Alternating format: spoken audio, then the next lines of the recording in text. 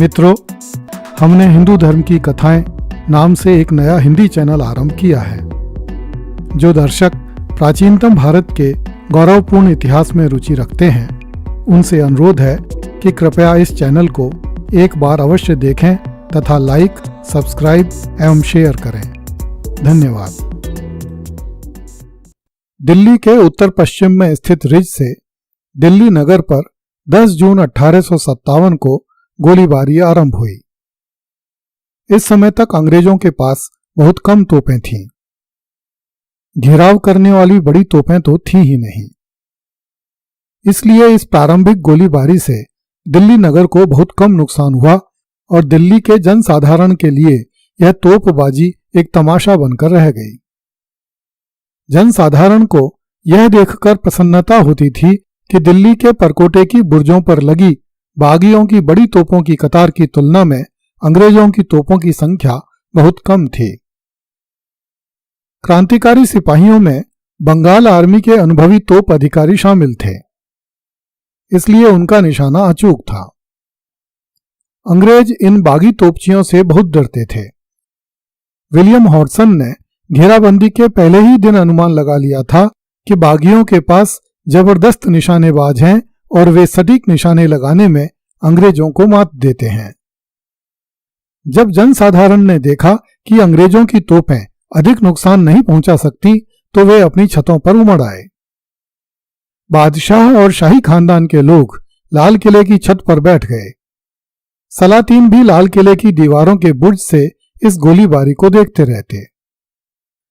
सरवरुल मुल्क नामक एक व्यक्ति ने अपनी डायरी में लिखा है, उस वक्त खूब गर्मी थी और हर रात हम अपने सिरों के ऊपर से निकलते तोप के गोलों की चमक देखा करते।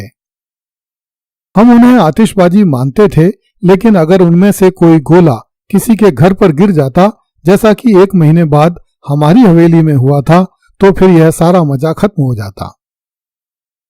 एक तोप के गोले ने हमारी हवेली के ऊपर की मंजिल की छत उड़ा दी और फिर बरामदे में आ गिरा, जहां बैठे हम खाना खा रहे थे। मेरे चाचा ने जल्दी से दौड़कर उस पर बाल्टियों से पानी डाला। लाल किले के भीतर स्थित शाही महल अंग्रेजों के लिए आसान निशाना बन गया और जल्दी ही एक अंग्रेजी तोप ऐसी जगह रख दी गई जहां से वह लगातार शाहजहां के लाल किले की लाल पत्थर की दीवारों के अंदर गोले फेंकती रहती थी।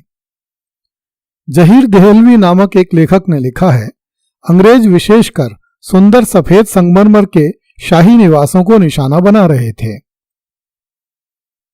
अंग्रेजों के कब्जा किए हुए रिज से गोलीबारी होती रही और जैसे जैसे उनका निशाना बेहतर होता गया, वैसे वैसे गोले फटने पर खूब तबाही मचती। यदि कोई तोप का गोला किसी बहुमंजिला इमारत पर गिरता तो उसमें नीचे तक पहुंच जाता, और यदि धरती पर गिरता तो वहीं पर कम से कम 10 गज अंदर घुस जाता तथा आसपास सब कुछ नष्ट कर देता। बम तो और भी खतरनाक थे। वे यदि किले के पुराने शाहजहानी घरों पर गिरते तो वे मकान बिल्कुल ढह जाते थे। घेराबंदी के बाद के दौर में कभी कभी रातों में ऐसा लगता था मानो धरती पर नर्क उतर आया हो। एक साथ 10 गोले फेंके जाते और वे एक के बाद एक करके फटते। 13 जून 1857 को जब रिज से तोपें छोड़ी गईं, तो हिंदू राव हाउस उनकी चपेट में आ गया और उसे बहुत क्षति पहुंची। बैंक ऑफ दिल्ली का भवन भी अंग्रेजों की बमबारी में बर्बाद हो गया। एक गोले ने यमुना किनारे पर बने हुए शाह ब्रिज को बहुत नुकसान पहुंचाया। दूसरा गोला लाल पर्दे के करीब आ गिरा। इसकी वजह से एक अस्तबल का नौकर और एक एलांची मारा गया।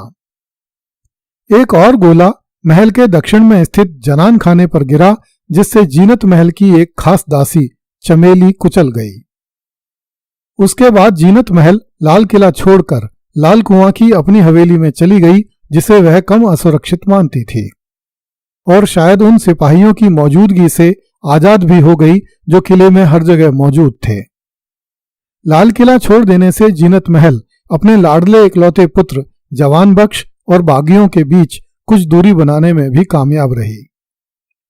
इसके कुछ समय बाद गोलों की एक बौछार में बादशाह सलामत खुद बाल बाल बचे। सईद मुबारक शाह, जिसे हाल ही में मोइनुद्दीन की जगह कोतवाल बनाया गया था, उस वक्त महल में ही मौजूद था। उसने लिखा है, एक सुबह करीब 8 बजे बादशाह अपने कक्ष से बाहर आए। वहां 30-40 अमीर पहले से ही बैठे बादशाह का इंतजार कर रहे थे।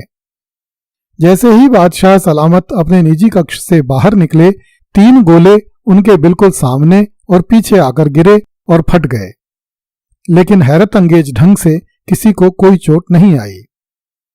बादशाह फौरन वापस चले गए और बाकी लोग भी जो जहां बैठे थे उठकर चले गए। उसी शाम को बादशाह ने क्रांतिकारी सैनिकों के बड़े अधिकारियों को बुलवाया और उनसे कहा, मेरे भाइयों, अब तुम्हारे लिए या दिल्ली के बाकी नागरिकों के लिए या खुद मेरे बैठने के लिए भी कोई स्थान सुरक्षित नहीं रह गया है। इस लगातार होती जा रही गोलीबारी ने उसको भी खत्म कर दिया, जैसा कि तुम देख रहे हो। जिस हौज पर मैं रोजाना आकर बैठता था, उस पर भी गोला बारूद बरस रहा है। तुम कहते हो कि तुम यहां लड़ने और ईसाइयों को भगाने के लिए आए हो, क्या तुम इतना भी नहीं कर सकते कि मेरे महल पर हो रही इस गोले बारूद की बारिश को रोक दो? बहादुर शाह जफर के लिए इस सप्ताह में यह दूसरा बड़ा झटका था। 14 जून को ही उनके खास खिदमतकार महबूब अली खां की अचानक मौत हो गई। वह काफी दिन से बीमार था, किंतु किले में अफवाह उड़ी कि उसे जहर दिया गया है। शहर में हर तरफ मायूसी छा रही थी।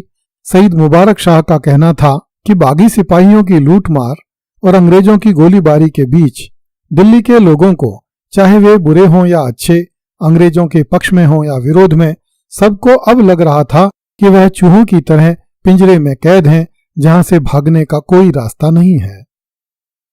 सुप्रसिद्ध उर्दू कवि मिर्जा गालिब ने लिखा है, उनके मित्रों की परेशानी और वजन बढ़ाने के लिए रिज से खूब गोलाबारी हो रही थी।